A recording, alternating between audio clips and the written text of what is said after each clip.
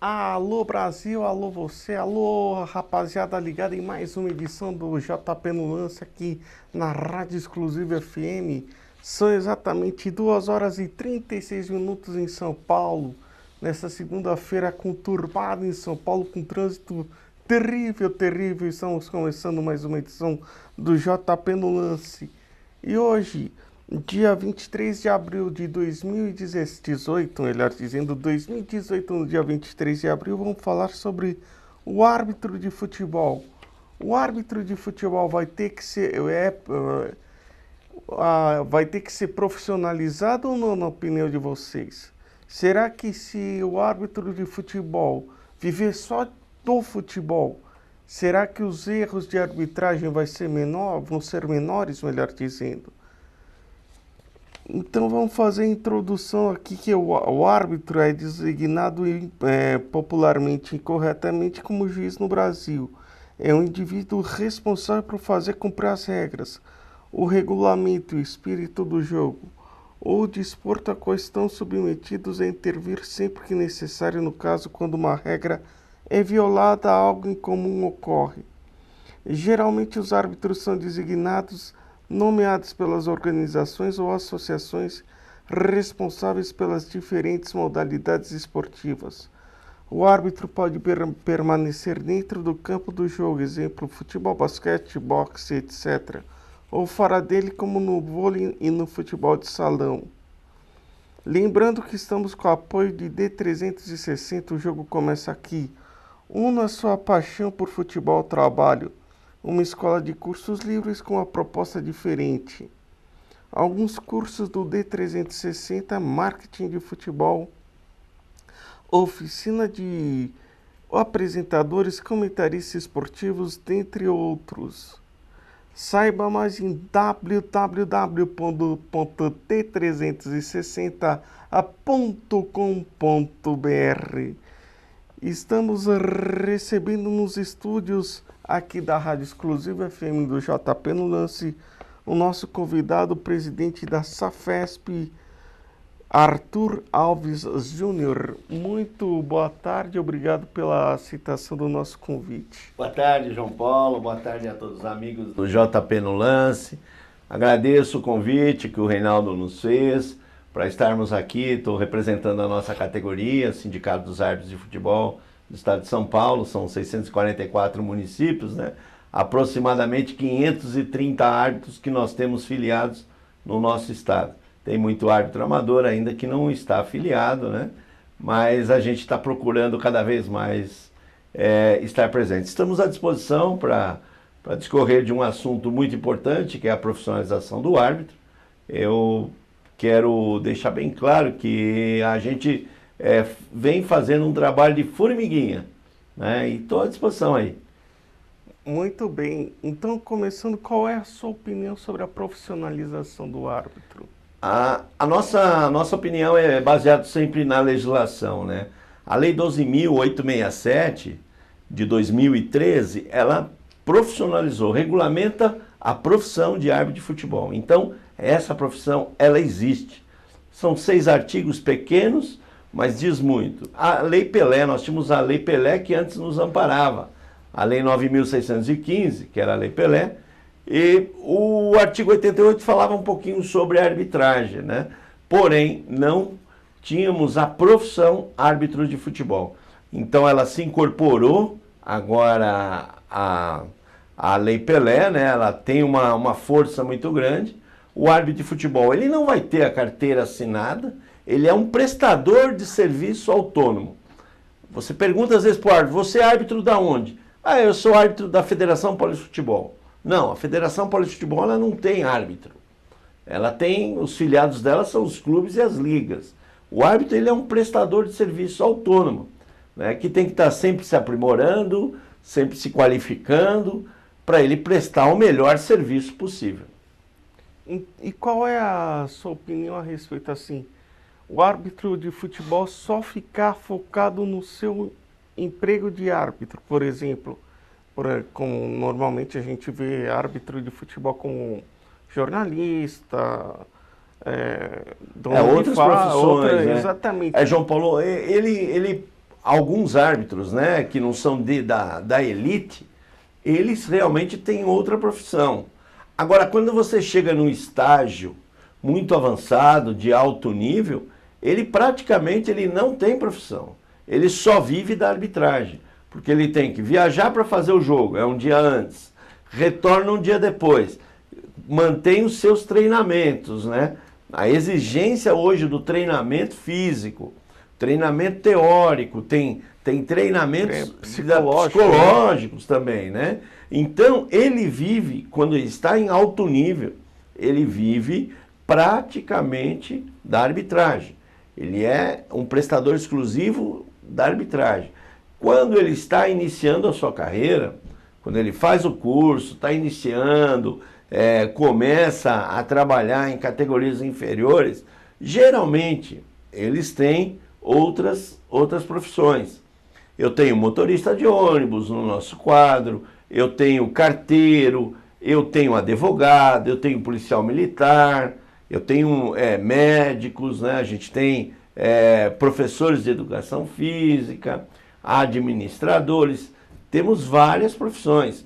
Nós temos árbitros com um salário mensal muito bom. Se chegasse para ele e dissesse, olha, você larga a sua profissão para vir assinar um contrato de trabalho com ou federação, ou quem quer que seja, ele não vai fazer isso, porque a estabilidade que ele tem na profissão dele é muito maior do que hoje na arbitragem.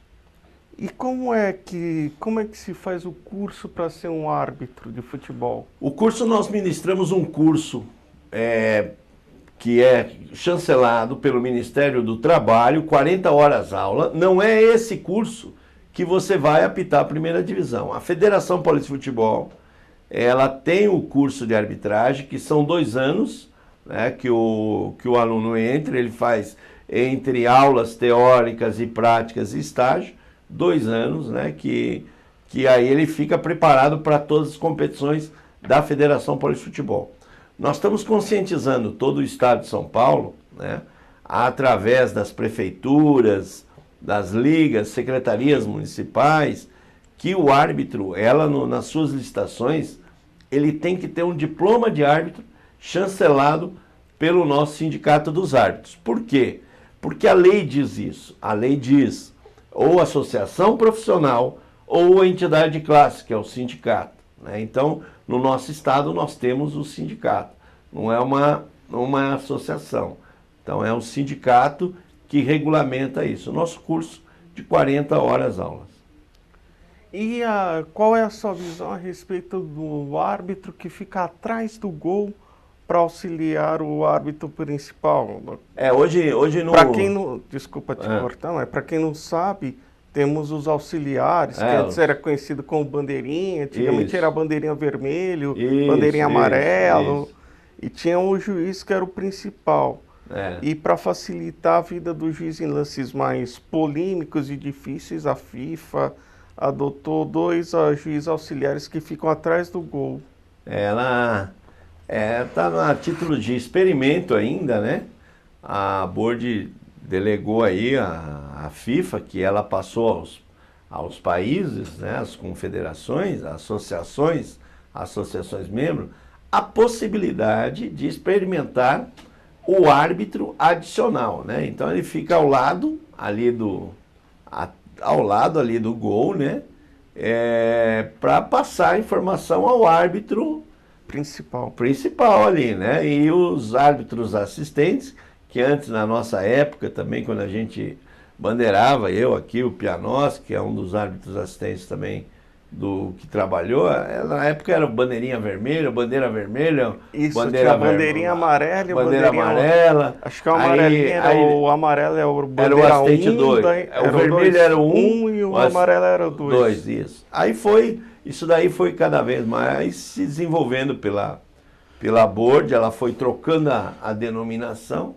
Até hoje, o livro de regras que eu vou presentear aqui você, e depois tem um outro kit para você sortear aí aos telespectadores aí do programa.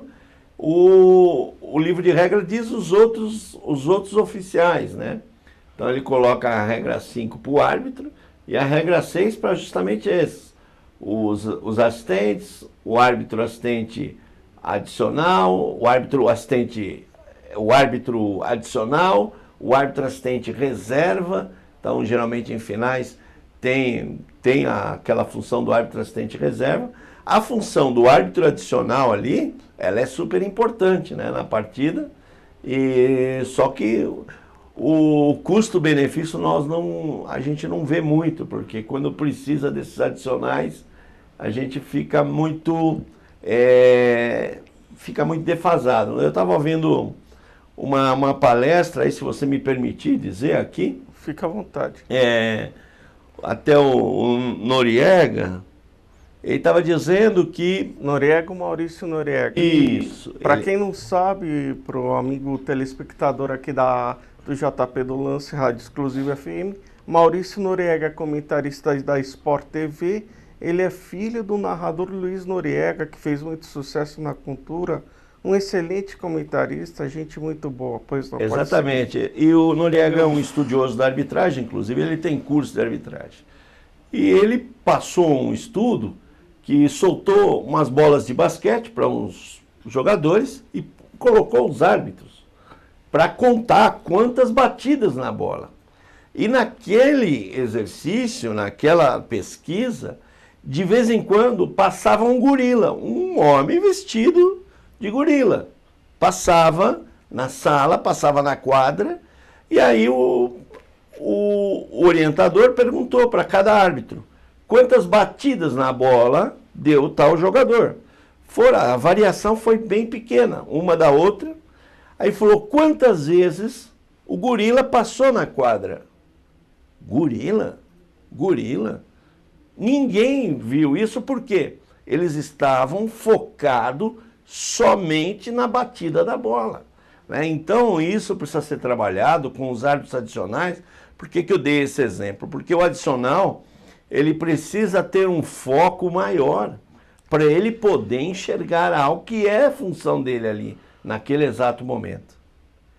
E qual foi o jogo mais difícil, mais complicado que você já teve que gerenciar, vamos assim dizer? Eu fui especialista em bandeirar, né? Eu era bandeirinha. Nós tivemos vários jogos difíceis, né? Vários jogos históricos aí. Eu trabalhei numas quartas de finais da Copa do Brasil, em 95, Cruzeiro e Flamengo. Primeiro jogo foi 0-0. Foi 0-0 ou 1-1, não lembro do resultado, com o Mineirão lotado, e jogava Ronaldo, o Fenômeno de um lado, e o Romário do outro.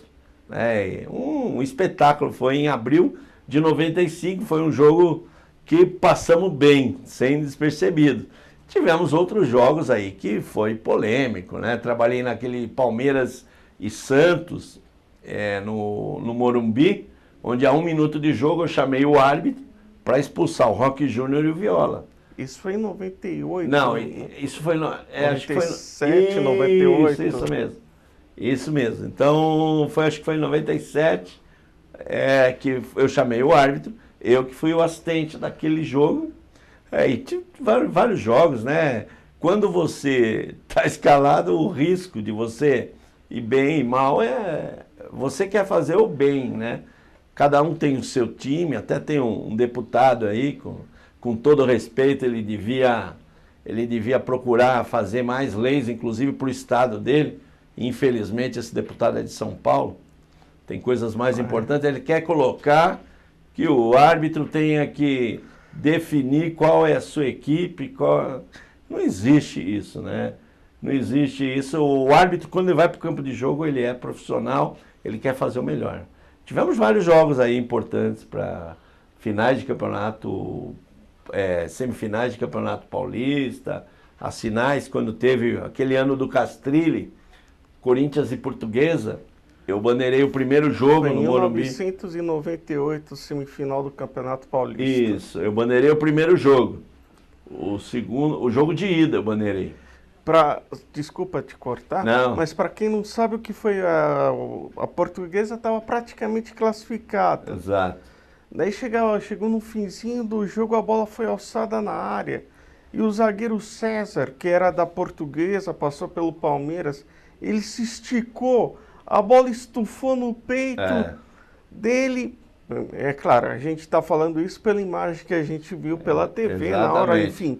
Daí o juiz era o Castrilli. E por que tinha juiz internacional? Na época o presidente da federação era o Eduardo José Fará. Isso. Ele sempre gostou de fazer uns marketings assim no futebol paulista, tanto que uma vez ele também trouxe um árbitro alemão para apitar os jogos aqui de São Paulo.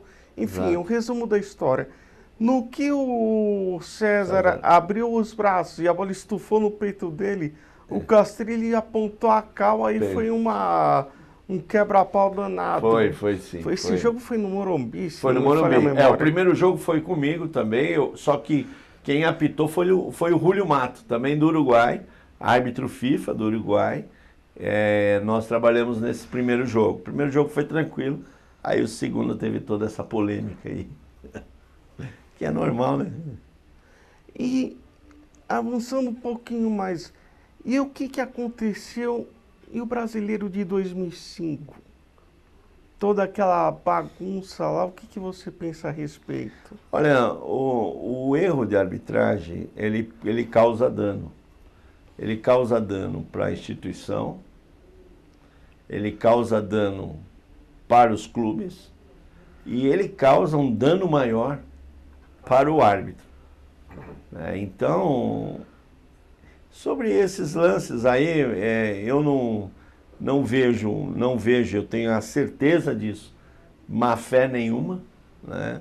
Os árbitros são extremamente treinados, qualificados para fazer um trabalho melhor possível, né? Então, a gente vê como uma desgraça que acontece no meio, né? Uma desgraça que acontece, a gente sente, né? Tivemos o episódio da máfia lá dos apostadores, mas isso, a arbitragem, não era o geral da arbitragem envolvido, né? Isso foi um ponto localizado, expurgado e vamos para frente. Exatamente. E o que é pior de apitar? Jogo de profissional ou na várzea? Olha, o pior de se apitar é jogo de árbitro, né? Jogo de árbitro. Aí quando a gente tem as nossas pré-temporadas, né? E aí tem uma folga que vai se fazer uns jogos dos árbitros, nossas festas do sindicato, onde tem os jogos dos árbitros, esse é o pior jogo de se apitar. A várzea, eles respeitam muito o árbitro.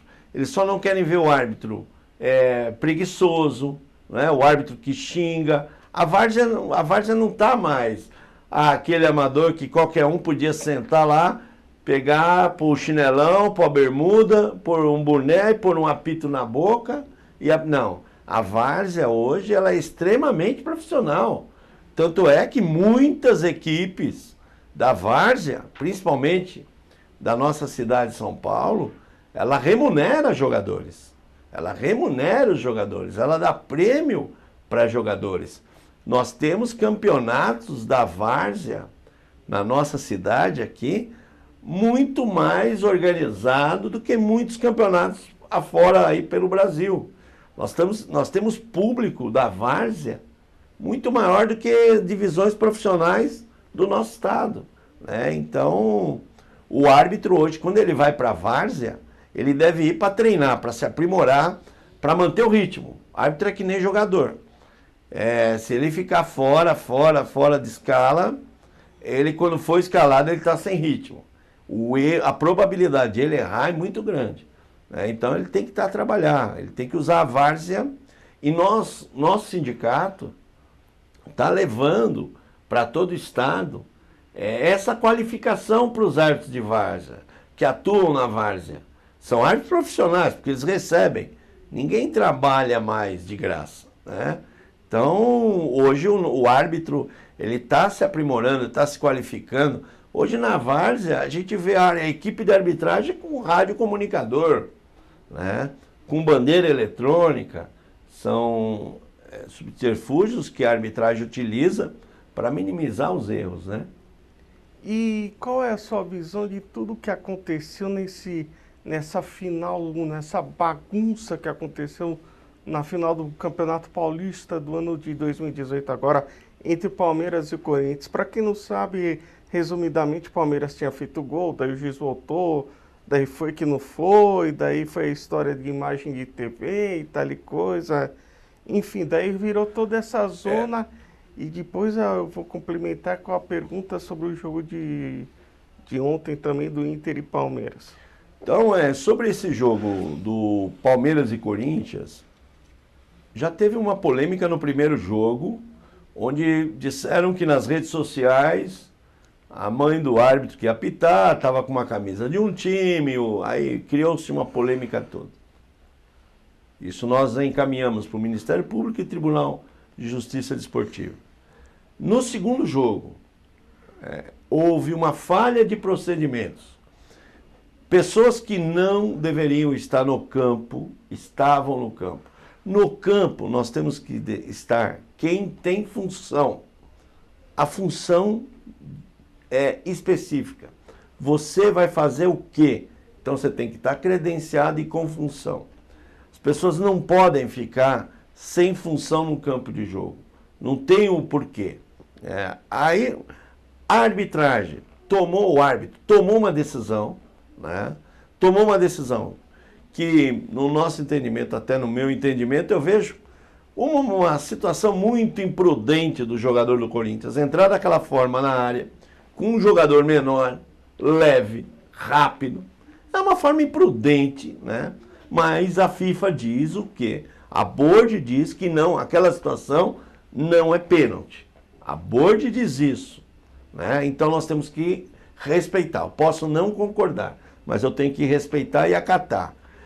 O árbitro tomou essa decisão. O quarto árbitro viu da forma que foi, numa posição melhor que ele estava, numa situação melhor, né? Sem tanto deslocamento como o árbitro estava. O árbitro estava mal posicionado naquele momento. Ele falou outra situação ao árbitro, o que foi corretamente. Porém, um não conseguia chegar próximo ao outro mediante as reclamações que tinha, né?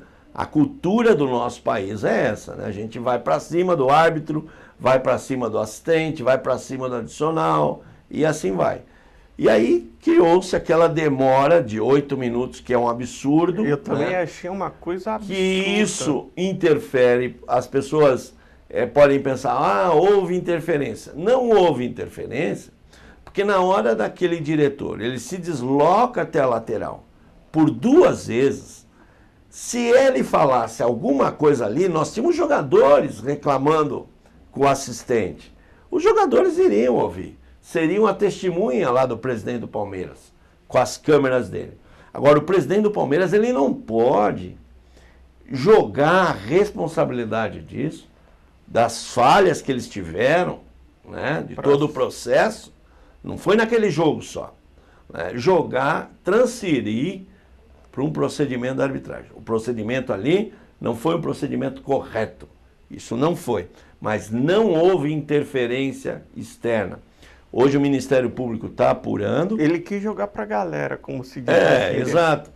Exatamente. E a torcida do Palmeiras era uma torcida vibrante, ela é fantástica, sabe? Sociedade Esportiva Palmeiras, como nós fizemos na entrevista coletiva, dissemos, a instituição é muito grande por uma inconsequência daquele presidente. Ele foi inconsequente naquele ato.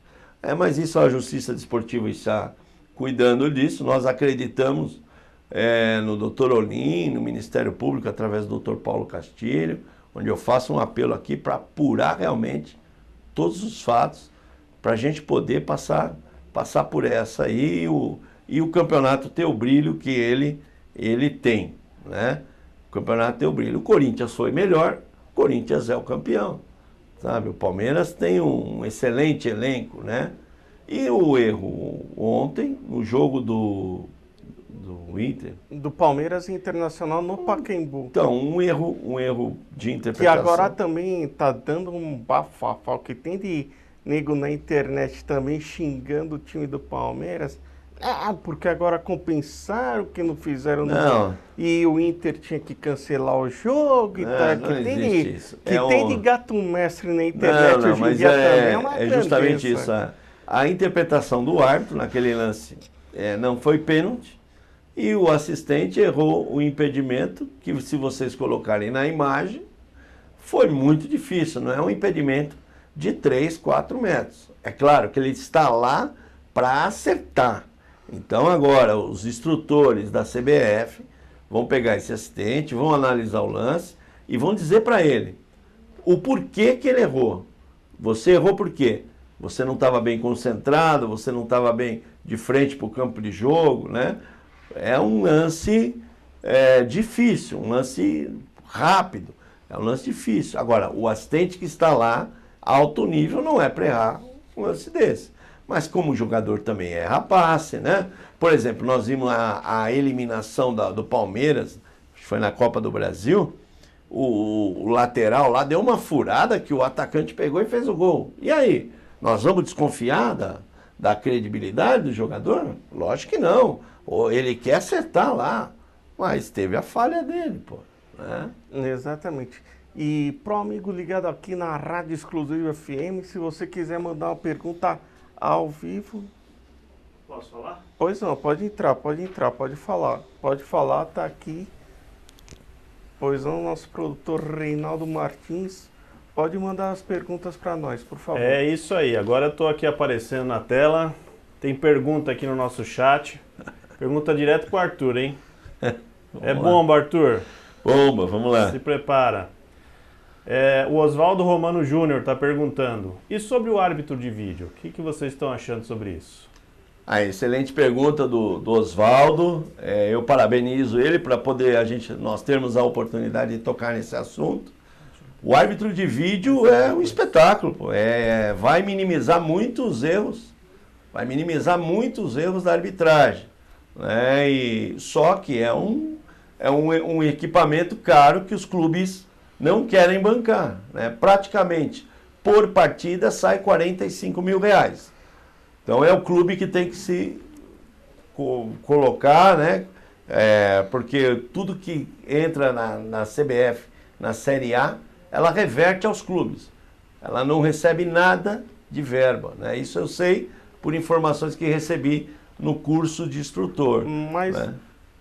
desculpa, mas aí eu pergunto, claro, os clubes deveriam bancar, mas as federações são extremamente ricas, não tanto as federações em si. A CBF é extremamente rica e vamos falar a verdade, eles não fazem neca de pitibiriba, no mínimo pelo montante de dinheiro que a CBF tem, eles poderiam ter com total facilidade implementar esse tipo de acessório em qualquer estádio do Brasil, desde lá dos rincões, lá do sertão do Piauí até no Morumbi, no Parque Antártica. A CBF, eu discordo de você, eu vejo como uma instituição nacional, a CBF organiza excelentes campeonatos, como a Federação Paulista de Futebol também, com uma extrema lisura, uma extrema transparência, né? Estão sempre colocando os árbitros para se aprimorarem, sempre os analistas de campo, de vídeo, estão em constante alimentação na instrução, reformularam o departamento médico, o exame de dopagem hoje é um espetáculo. Hoje nós paramos de ver aqueles negócios que tínhamos a história no passado com referência à dopagem.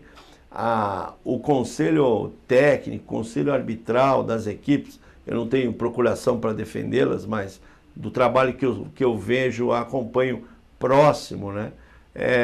Todos os clubes podem manifestar sua opinião, as federações também podem manifestar as opiniões.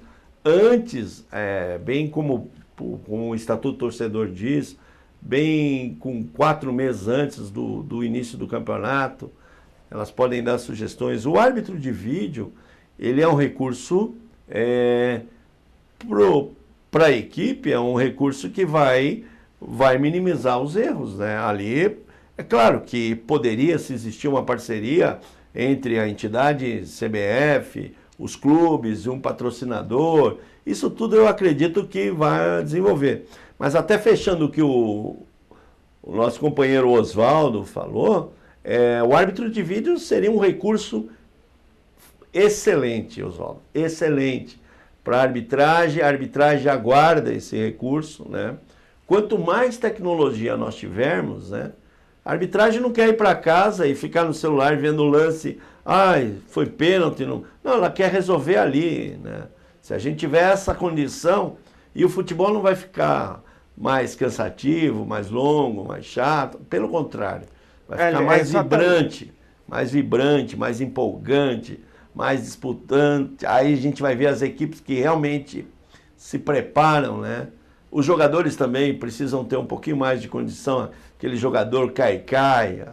A torcida precisa cobrar um pouco mais desses jogadores também, né? Aliás, eu acho isso uma mania tão... Uma mania brasileira tão... Uma mania nossa imatura, aqui, né? idiota. Isso já tem... Desculpa o termo, mas é uma JP, coisa... isso já tem no futebol, no profissional, né? No alto nível. É onde a gente vê, mas se você for acompanhar os campeonatos sub-11, sub-13, já temos os jogadores ali que, com toda aquela ginga, com toda aquela habilidade de enganar o árbitro. Mas que coisa absurda, é a nossa cultura. Porque na Europa, em outros... Hoje em dia, quando o cara faz esse tipo de cera aí, vamos assim dizer, essa cena toda... A galera que está na arquibancada... Em outros países chega a vaiar, né? Exatamente isso que eu ia chegar. Reprova totalmente esse tipo de atitude. Exatamente. Isso aí. Pois não. Tem mais pergunta aqui. Então, vamos lá, tem com mais perguntas aqui dos nossos internautas. Vamos lá. O pessoal está no chat participando. É o Watson que está fazendo a pergunta. Como faz para ser árbitro de futebol?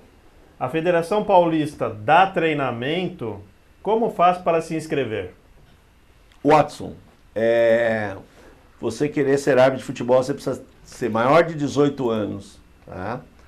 E pode fazer um curso com o nosso sindicato, né? Onde você vai receber a chancela do Ministério do Trabalho, porém você não vai atuar nos campeonatos da federação. Caso você deseja fazer um curso na Federação Paulista de Futebol, você procura a federação, né? Até através do nosso site também, vou deixar aqui os nossos contatos. Muitos árbitros que estão hoje na primeira divisão, Leandro Bísio, o que apitou a final, o primeiro jogo da final. Leandro Bísio Marinho. Isso, ele começou o curso no Sindicato dos Árbitros, ele se formou no sindicato, e no ano seguinte ele fez na Federação Paulista de Futebol. Então tem muitos árbitros e árbitras que iniciaram no nosso sindicato e depois fizeram na Federação Paulista de Futebol. Eu vou deixar todos os meus contatos, nós estamos à disposição.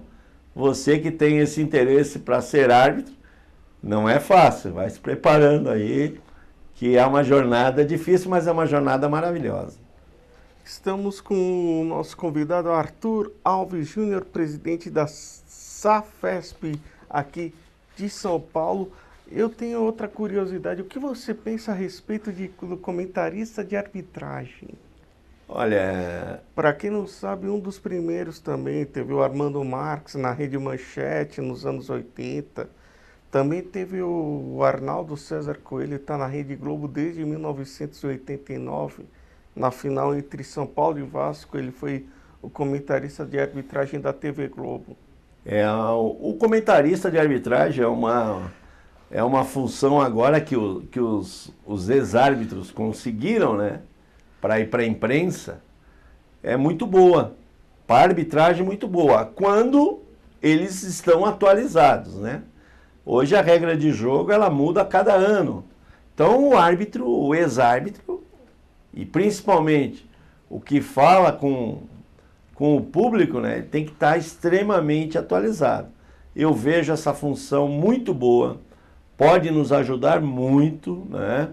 E nos ajuda. Agora, vejo alguns programas esportivos que, olha, eles destroem, não tem construção nenhuma quando se trata de arbitragem, né? Então, acredito que nós temos excelentes comentaristas. O Leonardo Gaciba aí é um destaque aí que a gente tem. Muito bom para um Sálvio também. Desculpa te cortar, para quem não sabe, o Sálvio é o ex-árbitro de futebol aqui da Federação Paulista, Sálvio Espíndola Fagundes Filho, que atualmente é comentarista dos canais ESPN. Nós tivemos também, na época, começou também na Rede Globo, o José Roberto Wright, que é hoje um dos instrutores da CBF, também está lá, juntamente com o Cerdeira. Também foi um grande comentarista esportivo, né? Armando Marques, como você disse, tem o Silvio Luiz, ex-árbitro. Nós temos bons, como toda a profissão, né? Temos o Paulo César, chegando agora na Globo, também.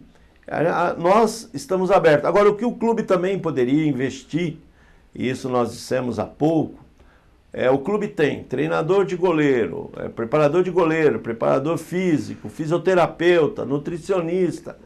Coloca lá como um dos seus funcionários um ex-árbitro, já para fazer isso nas categorias de base. Eu estou vendo aí, seleção brasileira, a gente receber cada cartão amarelo aí, com falta de preparo, né? Nós precisamos ter alguém.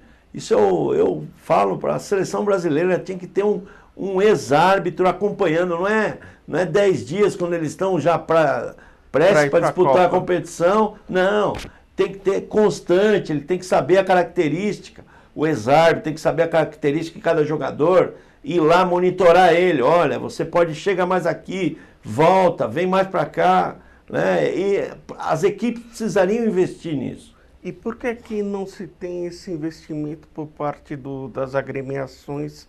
Porque seria interessante ter ex-árbitros. Porque eles acham mais fácil, depois da partida, depois dos pontos perdidos, por incompetência deles, acha mais fácil questionar a arbitragem, entendeu? E tá cheio de ex-árbitro bom, procura o nosso sindicato, nós estamos à disposição. Eu me lembro de alguns ex-árbitros bons, me lembro do Wright, do Arnaldo César Tivemos muito. O Godoy, João Paulo Araújo.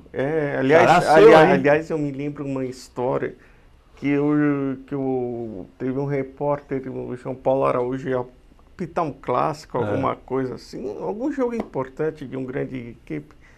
Daí chegou o repórter e falou: você tem certeza que você está preparado? Você está pesando 100 quilos. Você vai conseguir correr? Não, eu estou preparado, estou ótimo fisicamente. E o engraçado é que ele foi lá e segurou o tranco. Sim. O João Paulo Araújo sempre teve o porte físico que ele tem, um condicionamento físico espetacular, nunca reprovou num teste físico. E no jogo ele é vibrante, né? Vibrante, ele vibra com o jogo. Recentemente foi homenageado pelo nosso sindicato. Aí tem outra pergunta que todo mundo quer saber. José Aparecido de Oliveira. Para quem não sabe quem era José Aparecido de Oliveira, foi o que apitou no dia 12 de junho de 1993 o jogo entre Palmeiras e Corinthians naquele sábado à tarde no Morumbi, que deu toda aquela confusão, que teve teve o pênalti, ele expulsou um monte de jogador. Aliás, se não me falha a memória, foi ele que o Neto deu uma cusparada quando o Neto estava no Corinthians, no jogo Corinthians e Palmeiras no Morumbi no ano de 1991. Isso mesmo. Então, o que se deu naquele jogo lá, que deu tanta confusão? Aí desculpa te cortar, até falava em esquema Parmalat, começou aquelas bobagens todas lá. Zé Aparecido de Oliveira foi um excelente árbitro, uma excelente pessoa, um caráter fora de série, foi gerente de banco de uma instituição financeira muito renomada no nosso estado, uma pessoa de alta credibilidade, foi diretor financeiro do nosso sindicato. Os erros que eu te falei, né? Os erros, você errar com algumas equipes não dá tanta repercussão. Agora, numa final dessa, a gente errar, né? E infelizmente pode errar e pode acertar, né? O árbitro está sujeito a isso. Teve esse erro e foi o trauma que deu todo, mas não tem esquema nenhum, não. Porque o que eu ouvi na época, não, era o esquema do Leite lá, porque o Leite... Eu tenho uma pergunta rápida, mais perguntas dos nossos ouvintes, é isso? Vamos lá, com nossos ouvintes fazendo mais perguntas aqui na Rádio Exclusiva. Muito bem, vamos lá. Aproveitando, mande suas perguntas, hein? Estamos aqui para responder a todas elas. Essa aqui é boa, tá? Essa aqui vocês vão gostar. É a pergunta, outra do Oswaldo, está participando bastante, o Oswaldo Romano. Ele pergunta, por que o Corinthians sempre se sai bem com os árbitros? Essa até é uma boa pergunta, completando essa pergunta. Lógico que tem que haver uma imparcialidade e logicamente que assim como os torcedores, o árbitro tem um time também, né? Aí eu queria que você comentasse um pouquinho essa pergunta do nosso amigo aqui. Oswaldo, os erros acontecem a favor do Corinthians e contra o Corinthians. Isso é normal de acontecer. Contra o Corinthians também acontece erros. É que marca, né? Porque a gente marca, é um time grande, está na ponta, né? Então marca. Mas os erros acontecem dessa forma. Acontecem em todos os jogos. Infelizmente, não é muito bom a gente falar sobre isso. Infelizmente acontecem esses erros. Como você falou, do árbitro de vídeo, seria melhor, né, a gente não combatesse isso. Tivemos lá o gol do Jô, lá, que o adicional podia ter visto. E isso vai acontecer. A favor e contra, para A, para B, para C e para D. Infelizmente, não é o que nós gostaríamos que acontecesse e o que os árbitros também não queriam que acontecesse. Eles querem o melhor. Um árbitro, quando faz um jogo e ele viu que hoje é instantâneo, né? Chega a informação para ele no celular no final do jogo, no vestiário. Ele se transforma, né? Ele fica completamente transtornado em sair do vestiário, porque não é fácil você treinar, se aprimorar, a família toda envolvida e você vai errar num jogo, sabe, onde você joga tudo a perder, né? Então, os árbitros ficam decepcionados. Perfeitamente. E eu quero saber, e o sorteio? O que você pensa a respeito do sorteio? Para quem não sabe, o sorteio dos árbitros para apitar os jogos, a CBF faz um sorteio, ela inseriu esse tipo de comportamento antes das partidas para, teoricamente, não se ter nenhuma marmelada, entre aspas, para o time A, time B, o time C. Tem muita gente que é contra e alguns são a favor.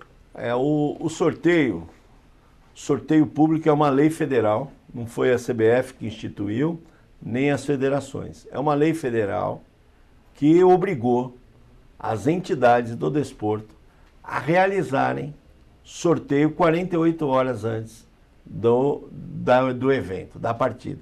Então, para os jogos profissionais.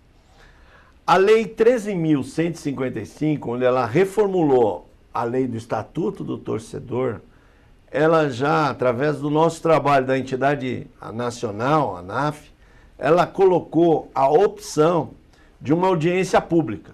Não precisaria ser sorteio, né? Eu sou contra o sorteio, eu sou contra. Eu trabalhei 10 anos na Federação Paulista de Futebol, na comissão de arbitragem, nós fazíamos sorteio da Série A1 até a segunda divisão, Copa Paulista. Que é a Série B. Com maior transparência, ninguém vai, né? A gente rompe uma carreira de um árbitro, porque às vezes se ele não cai no sorteio, e o Estatuto do Torcedor, tanto o Estatuto do Torcedor quanto a Lei 13.155, ela não prevê, ela não regulamenta como tem que ser o sorteio. Então pode ser feito coluna par, coluna ímpar, você pode colocar o árbitro aqui, colocar o árbitro lá, casado. Você pode pôr todos os árbitros do seu quadro no mesmo jogo. Você pode dividir por divisões, né? Até uma redundância, mas você pode dividir por categorias e jogar todo mundo lá e fazer o sorteio. Isso. Eu sou contra e não vejo isso. Nós temos algumas federações que elas fazem audiência pública. A audiência pública a gente faz as escalas, apresenta para quem está lá querendo assistir essa audiência.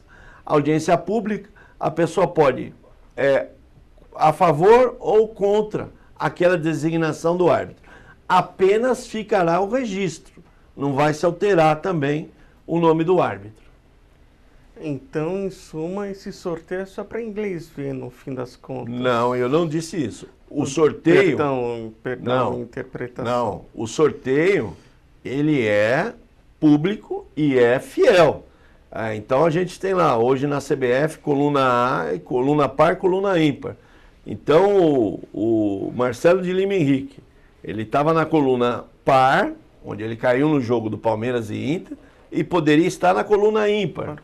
E aí é feito lá na sede da CBF, através de ao vivo, tá no site, tanto na CBF quanto na Federação Paulista. É ao vivo, a lei exige isso, né?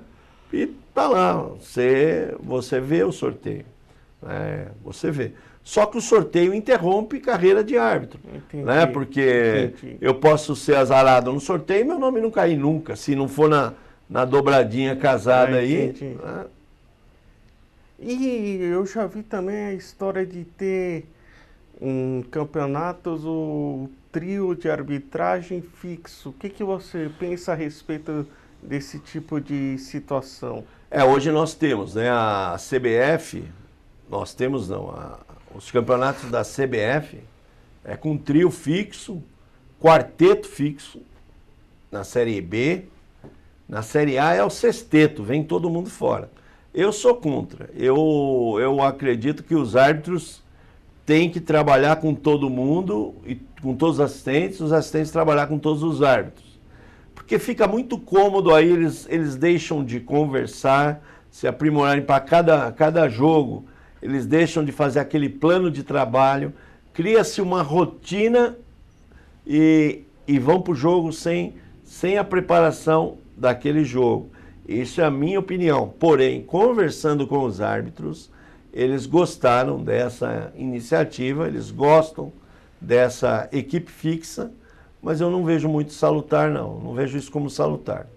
E aí a história de ter árbitra dirigindo jogo de sexo masculino? Não estou fazendo nenhuma apologia ao machismo, enfim, é que na minha visão, por questões físicas, eu acho que não seria muito prudente ter esse tipo de situação. Só pelas questões fisiológicas da mulher com as questões fisiológicas do homem. Nós temos no Brasil excelentes árbitras e excelentes árbitras assistentes.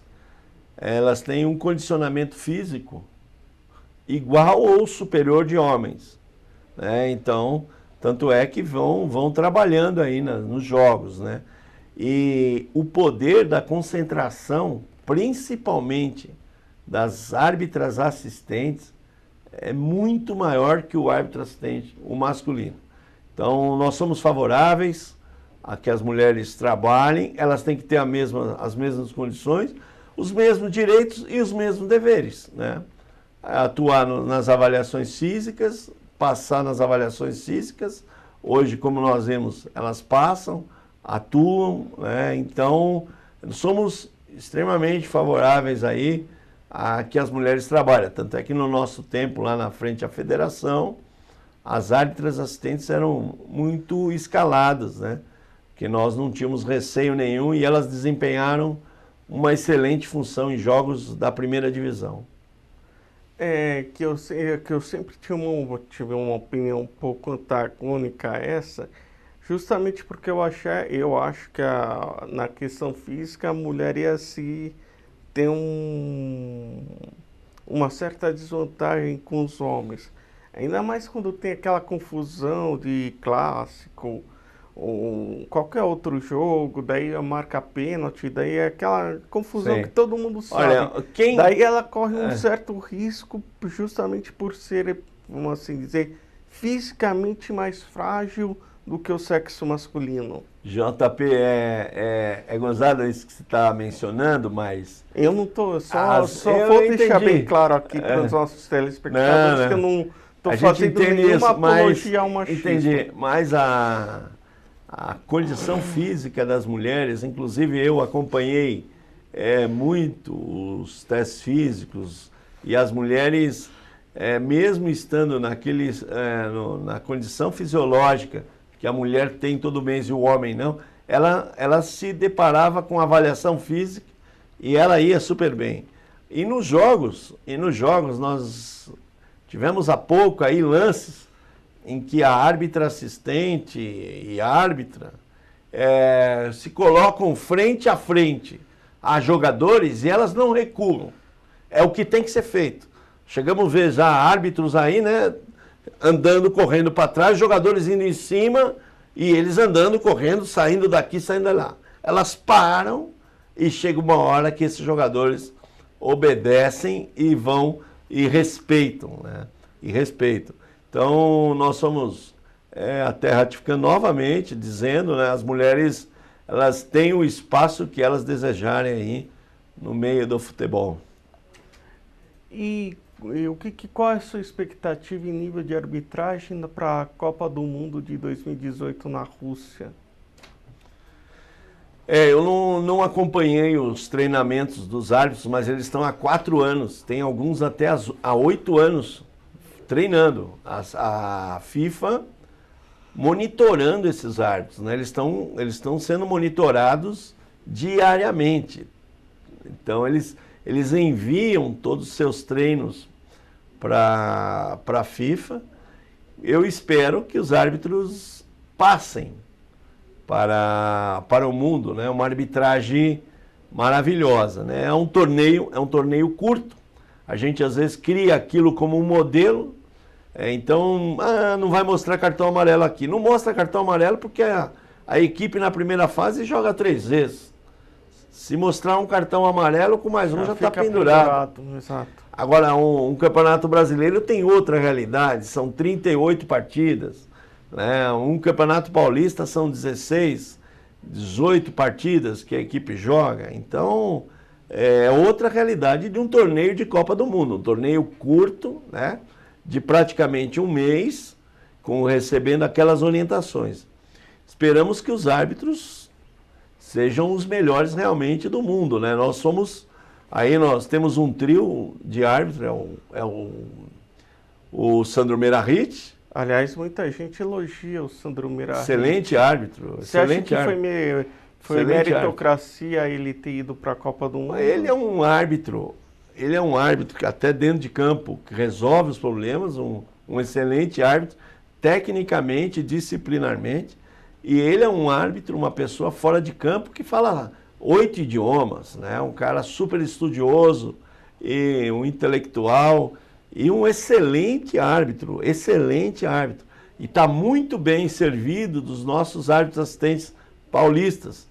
O Emerson Augusto Carvalho, residente em Marília, e o Marcelo Carvalho Vangassi, que mora lá em Bananal, que vale lá perto de Guaratinguetá, aquela região. Serão os 2 árbitros assistentes.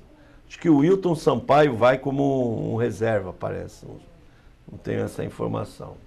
E para você, qual foi para você o árbitro mais, assim, na sua visão, mais injusto que você fala, talvez na Copa de 98 teria sido melhor ter levado tal árbitro? Não, eu não... Ou então, tipo, em 2002 foi o Simon.